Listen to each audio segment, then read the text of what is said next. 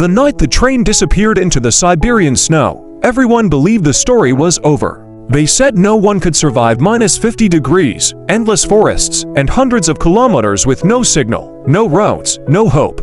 But they were wrong. Anna pressed her forehead against the frozen window as the train slowed unexpectedly. She was not supposed to be here. Just 3 days ago, she had been sitting in a warm office in Novosibirsk, signing resignation papers and pretending her life hadn't collapsed. Her husband had left, her mother had died within the same month, and the city suddenly felt like a place full of ghosts. Siberia was supposed to be an escape, a quiet journey, nothing more. Then came the sound. A sharp metallic scream. The lights flickered. And in one violent moment, the train jumped the tracks. Silence followed. Thick, heavy, terrifying silence. When Anna opened her eyes, the carriage was tilted. People were screaming. Someone was crying for help.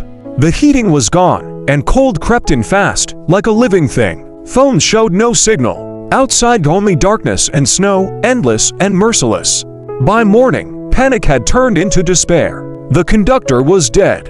The radio didn't work. Food was limited. Some passengers argued. Others prayed. One man tried to walk away and never came back. Anna had never thought of herself as strong. She had always survived by being quiet, obedient, invisible. But tragedy has a way of tearing masks away. When a child began to cry uncontrollably from the cold, Anna wrapped him in her coat without thinking. When an elderly woman collapsed, Anna carried her back inside the carriage. When people started to lose hope, Anna spoke, her voice shaking, but loud enough. We wait together, or we die alone. The nights were the worst. The cold stole breath, fingers, thoughts. People began to give up, one by one. On the fourth night, Anna almost did too. Sitting on the frozen floor, she thought about her mother's last words. Pain doesn't end you. Surrender does. At dawn, Anna made a decision no one expected. She would walk. Wrapped in layers of stolen scarves and courage she didn't know she had, she followed the tracks into the white emptiness. Every step burned. Every breath felt like knives. She fell more than once. At one point, she started laughing hysterically, convinced she was already dead. Then she saw smoke. A small research station. Lights. People. Anna collapsed before she could knock. When rescuers reached the train 2 days later, only 7 people were still alive. They said Anna's timing had been impossible. A miracle. Luck. Anna never called it that. Months later, she returned to Novosibirsk, not as the woman who had fled her life, but as someone who had reclaimed it. She volunteered, spoke about survival, about fear, about the strength that hides inside ordinary people. And every winter, when the cold presses against the windows, Anna remembers Siberia not as a place of death, but as the place where she finally chose to live. Years passed, but Siberia never truly released her. Anna tried to build a normal life. She found work, rented a small apartment, smiled when people spoke to her, laughed at the right moments. From the outside, she looked healed. But at night, when the city fell silent, the cold returned to not outside the window, but inside her chest. She dreamed of endless white fields, of footsteps disappearing behind her, of faces she could not save. One evening, an envelope arrived with no return address. Inside was a single photograph. The derailed train half buried in snow. On the back, a short message written in a shaky hand. You told us not to die alone. Thank you for staying alive. Her hands trembled. She recognized the handwriting. It belonged to the elderly woman she had carried back into the carriage. The woman who had stopped speaking on the last night and whom Anna had believed was gone forever. That night, Anna understood something painful and honest. Survival was not the end of the story. It was the beginning of responsibility. She returned to Siberia the following winter, not as a victim, but as a guide. She trained with rescue teams, learned how to read the forest, how to listen to wind and snow, how to move when fear screams louder than reason. People asked her why she did it. She always gave the same answer. Because someone once waited for help. And I became it. During one mission, they found a man lost in a blizzard, frozen and delirious. As they lifted him onto the stretcher, he whispered through blue lips, I knew no one would come.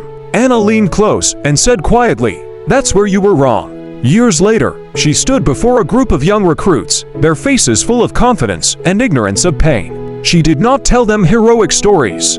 She told them the truth. That courage feels like terror. That hope can be exhausted. That sometimes victory looks like simply breathing one more minute. And when they asked her what Siberia had taught her, Anna paused.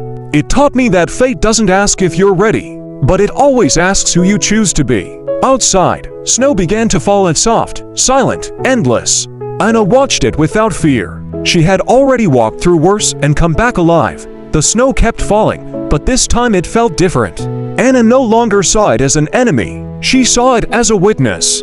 One night, during a routine rescue call, the radio crackled with coordinates that made her chest tighten. A remote section of track.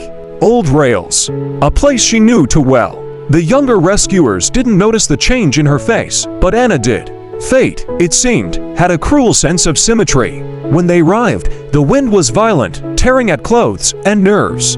A freight train had stalled. 2 workers were missing. Darkness pressed in from every direction, thick and suffocating. For a moment, Anna stood still, memories crashing into her like ice water. The screams, the silence, the choice to walk. Fear whispered, "You've already paid enough." She stepped forward anyway. They found the first man quickly, alive but injured. The second was nowhere. Hours passed. The team debated turning back. Frostbite was setting in. Visibility was gone. Anna looked into the white distance and felt something settle inside her to calm sharper than fear. "I'll go," she said. This time, no one tried to stop her. She moved alone, counting breaths, reading shadows, listening for anything that didn't belong to the storm. Her legs burned. Her lungs screamed. Then the sound. Faint. Human. The man lay half buried, barely conscious. As she pulled him free, he looked at her through swollen eyes and whispered, "I thought Siberia decided." Anna shook her head, wrapping him in warmth, in presence, in certainty. "No," she said. "You're still deciding." They both survived. Weeks later, Anna sat by her window again, watching winter from safety. The cold no longer chased her. It bowed, quietly, as if acknowledging something it could not take. She finally understood the truth that had followed her since the night of the train. Some people survive tragedy and spend their lives running from it. Others walk back into the storm, and not because they are unafraid, but because they know the way out. And that is how fate changes. Not with miracles, not with luck, but with one person choosing, again and again, to step forward when the world goes silent. Spring came late that year, as it always did in Siberia, hesitant and unsure. The snow retreated slowly, revealing scars in the land, broken branches, rusted rails, forgotten footprints. Anna often walked outside the station after long shifts, breathing in air that no longer hurt her lungs, but still carried memory. One afternoon, a young woman approached her. She looked fragile, eyes restless, hands clenched as if holding herself together by force alone. "They said you'd understand," the woman whispered. "I'm afraid I won't survive what's coming." Anna studied her face and saw herself from years ago. Quiet fear, hidden grief, the exhaustion of pretending to be fine. "You already are surviving," Anna said gently. "You just don't recognize it yet." They sat together for a long time. No speeches. No hero stories. Just silence shared honestly. When the woman finally stood to leave, her shoulders were lighter. Not healed, but no longer alone. That was how it happened, again and again. People came not for rescue missions, but for truth. Anna never promised safety. She never promised happy endings. She promised presence. And sometimes, that was enough to keep someone from disappearing into their own winter. On the anniversary of the train disaster, Anna returned to the tracks alone. The rails were repaired now, the snow melted, the place almost ordinary. She placed her glove on the cold metal and closed her eyes. She thought of those who didn't make it, of the versions of herself that had frozen there forever, of the moment she stood up and chose to walk. "I didn't escape you," she whispered to the silence. "I learned it from you." As she turned back, the wind rose briefly, brushing past her like a final breath, then faded. Anna walked away without looking back. Because the greatest victory was never surviving Siberia. It was discovering that even after the cold, the loss, and the fear, life was still willing to meet her halfway as long as she kept choosing to move forward. Years later, when Anna's hair began to show threads of silver, she was asked the question she had avoided for most of her life. "Do you ever regret going back?" A journalist asked her, recorder glowing red between them. "Back into the cold. Back into danger." Anna didn't answer right away. Outside the window, the first snow of the season drifted down, slow and careful, as if it were listening. "I regret the years I believed fear meant stop," she said at last. "Fear means pay attention, nothing more." The story spread wider than she expected. Not because it was dramatic, but because it was honest. Letters arrived from people she had never met: miners, nurses, teachers, parents, each carrying a quiet confession. "I thought I was weak. I thought I was alone." One letter stood out. It was short, written in uneven ink. "I was the child on the train. You gave me your coat. I'm alive because of you." Anna pressed the paper to her chest and felt something finally release inside her. Not grief, gratitude. That winter, during what would be her last season in active rescue, a storm unlike any other swept across the region. Roads vanished. Communications failed. Teams were stretched thin. Younger rescuers looked to her, waiting for instruction. Anna adjusted her gloves and smiled softly. "Stay close," she said. "We move together." Hours later, as they guided the last stranded family to safety, Anna lagged behind for just a moment. The wind howled. The world blurred into white. She stopped. Not from weakness, from knowing. She looked at the endless land that had once nearly claimed her and felt no fear, no challenge left unanswered. Only respect. Then she turned and followed the lights home. Anna never became a legend. There were no statues, no headlines carved in stone. But somewhere in Siberia, people still repeat a simple truth. When the cold comes, when hope grows quiet, there is always someone who has walked this way before and left footprints back to life. Long after Anna retired, her name continued to travel without her. Not loudly, not proudly. It moved the way warmth does in winter, quietly, from one person to another. A rescuer would tell a trainee, "When things go wrong, remember her rule. Don't rush the storm. Listen to it." A mother would calm her child with a story about a woman who once walked through death and came back carrying others. A man on the edge of giving up would remember a sentence he had heard years ago and didn't know why it stayed with him. "You're still deciding." Anna herself lived simply. A small house. A garden that stubbornly grew despite the climate. She liked mornings best, the moment when the world hadn't yet asked anything from her. One evening, as winter crept in again, she felt the familiar ache in her chest. Not pain. A reminder. She sat by the window, watching the snow erase the road outside, and smiled. "I did enough," she whispered, not as resignation, but as peace. When Anna passed, it was quiet. No sirens, no storms, just snowfall, steady and soft. At her funeral, people shared stories she had never heard. Lives redirected. Nights survived. Decisions changed because someone once chose to stand instead of surrender. And somewhere far away, a train moved safely through the Siberian night. The rails held. The lights stayed on. People slept, unaware of how close endings sometimes come. That was Anna's final victory. Not surviving the cold, not defeating fate, but proving that even in the harshest places on earth, one human choice repeated again and again can become a path others follow. And as long as someone keeps walking forward when stopping would be easier, her story continues. Decades later, children in small Siberian villages would sit by the fire, listening to their elders whisper about the woman who had walked through death and returned carrying hope. They didn't know her personally, yet they understood her presence in their lives. She had become more than a person. She was a lesson, a quiet force, a memory that shaped courage without demanding recognition. Somewhere, a young man preparing for a rescue mission opened an old notebook he had found tucked in the library of a regional station.